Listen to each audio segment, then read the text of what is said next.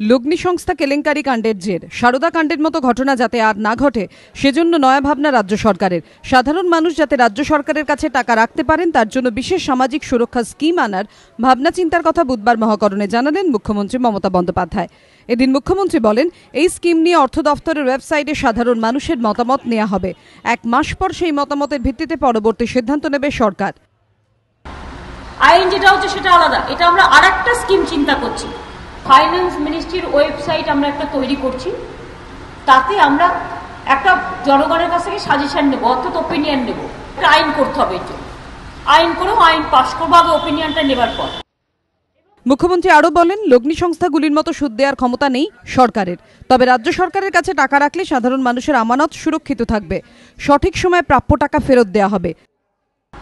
Government নিজেই যদি একটা স্কিম, মানুষের টাকা যেখানে সুরক্ষিত থাকবে এবং মানুষ যাতে ন্যায্যভাবে সেই টাকা রিটার্ন পায় তার জন্য একটা ব্যবস্থা করতে পারবে, এ ব্যাপারে আমরা একটা চিন্তা ভাবনা করছি।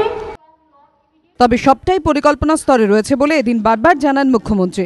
পরিকল্পনা বাস্তবায়িত হলে আইন আনার কথা জানিয়েছেন তিনি।